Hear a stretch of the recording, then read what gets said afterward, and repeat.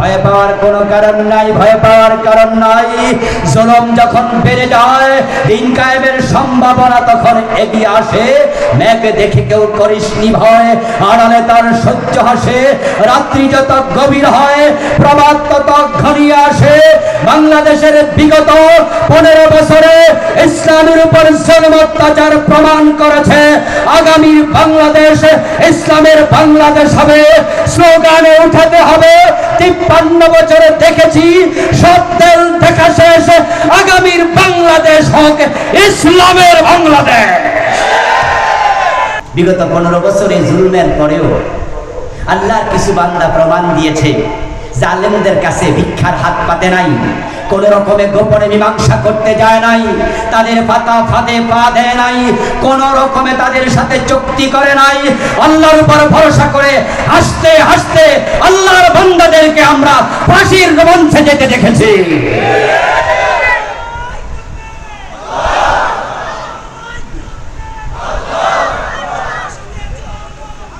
আমার প্রিয় ভাইরা, বলা হয়েছিল আপনারা প্রাণ ভিক্ষা চান। ফাঁসি দেওয়ার আগে আমাদের দায়িত্বশীলদেরকে বলা হলো প্রাণ ভিক্ষা চান। আলহামদুলিল্লাহ, যে কয়জনকে ফাঁসি দেওয়া হয়েছিল আমাদের নেতৃত্বে দায়িত্বশীল নেতৃবর্গ, সবার একটাই উত্তর ছিল, তোমাদের কাছে জীবন ভিক্ষা কেন চাইব, প্রাণের মালিককে। আলহামদুলিল্লাহ, তার রেজাল্ট তো আমরা ভোগ করছি।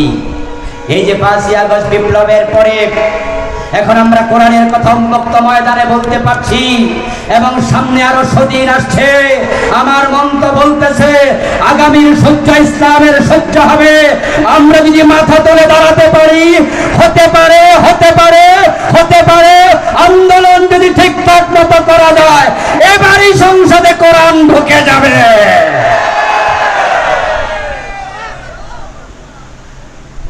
সম্ভাবনা দেখা দিয়েছে, তার ফলাফল আমরা ভোগ করছি আমাদের দায়িত্বশীলদের আল্লাহর উপর তাওয়াক্কুলের কারণে।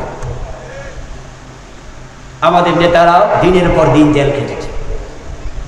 ইব্রাহিম নবীর উত্তম সন্তান তারা আল্লাহর উপরে সামান্য ভরসা হারায় নাই, সামান্য না। আমরা আমাদের এমন কর্মী দেখেছি 50টা 100টা মামলার আসামি পুলিশ ধরে নিয়ে পায়ের হাতের নখ প্লাস দিয়ে টেনে তুলে ফেলেছে, পিটিয়ে রিমান্ডে 2টা হাঁটুকে অকেজু করে দিয়েছে। রাতের পর রাত তাদের উপর জুলুম চালিয়েছে, নির্যাতন চালিয়েছে। হাসপাতাল থেকে তাদের আদালত পর্যন্ত হেঁটে যেতে পারেনি, কান্দে করে নিয়েছে। কিন্তু ছাড়া পাওয়ার পরে, জামিনের পরে আবার কোরআনের ময়দানে ঝাঁপিয়ে পড়েছে। 100 পরিমাণ বিচ্যুত হয়নি। এটা ইব্রাহিমের প্রকৃত সন্তানের পরিচয়। তাওয়াক্কুল করতে হবে কার উপর? ভরসা হবে কার উপর? আল্লাহ একা ছাড়বেন না। তবে আল্লাহর সাহায্য পাওয়ার একটি নিয়ম আছে, আল্লাহর সাহায্য করার নিয়ম আছে। কোরআন হাদিস পড়ে আমি ছোট্ট মানুষ যতটুকু বুঝেছি, নিয়ম হলো আল্লাহর সাহায্য সেখানে শুরু হয়, বান্দার চেষ্টা যেখানে শেষ হয়। ومن يتوكل على الله فهو حسبه।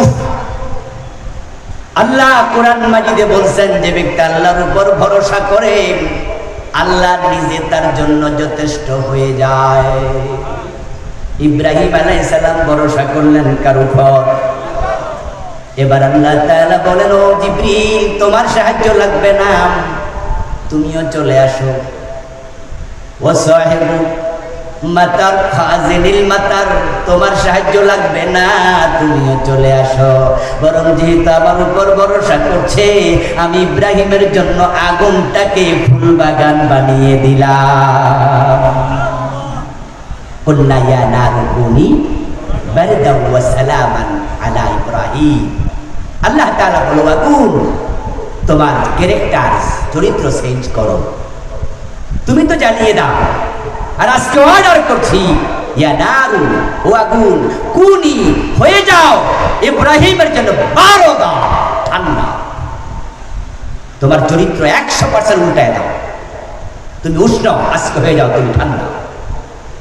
ইব্রাহিম আলাইহিস সালাম কি ওই আগুনে যেদিন পড়লেন সেদিন কি সাথে করে কুরিয়ার কম্বল গায়ে দিয়ে গেছিলেন নাকি কোট গায়ে দিয়েছি? তো এখন যদি আগুন ঠান্ডা হয়ে যায় তাহলে শীতে তো কষ্ট পাবে, এই জন্য আল্লাহ তাআলা ব্যালেন্স করে দিলেন সালামা, বেশি ঠান্ডা হইও না, এমন ঠান্ডা হও যেটা ইব্রাহিম আরাম বোধ করবে। সুবহানাল্লাহ, বারদাও ওয়াস সালামা আলা ইব্রাহিম। ইব্রাহিম আলাইহিস সালাম সে আগুনে 40 দিন ছিলেন। তাফসীর ইবনে কাসির পড়েটা অনেক লম্বা আলোচনা করেছেন উনার এই আয়াত নিয়ে। এই আয়াতে কারিমার মাথাহাতে ইব্রাহিম আলাইহিস সালাম হায়াত পেয়েছিলেন 175 বছর। উনি অনেক লম্বা হায়াতওয়ালা নবী ছিলেন। উনি জীবনের শেষ দিকে উনার নাতি পুতি সন্তানদের সাথে যখন কারগুজারি করতেন, জীবনের গল্প শোনাতেন, নবী ইব্রাহিম তখন বলতেন, আমার লম্বা হায়াতে আমি যে আরাম আয়েশ ভোগ করেছিলাম সবচেয়ে বেশি আরামে ছিলাম নমরুদের আগুনের ভিতরে। সে আল্লাহ এখনো আছে না নাই? এটা আওয়াজ দিয়ে বলেন, আছে না নাই? সুতরাং ভয় পাওয়ার কোনো কারণ নাই, ভয় পাওয়ার কারণ নাই। জুলুম যখন বেড়ে যায়, দিন কায়েমের সম্ভাবনা তখন এগিয়ে আসে। মেঘ দেখে কেউ করিসনি ভয়, আড়ালে তার সহ্য হাসে। রাত্রি যত গভীর হয়, প্রভাত তত ঘনিয়ে আসে।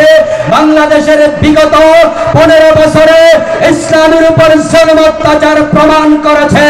আগামী বাংলাদেশ ইসলামের বাংলাদেশ হবে, স্লোগানে উঠাতে হবে। 53 বছরে দেখেছি সব দল দেখা শেষ, আগামীর বাংলাদেশ হোক ইসলামের বাংলাদেশ।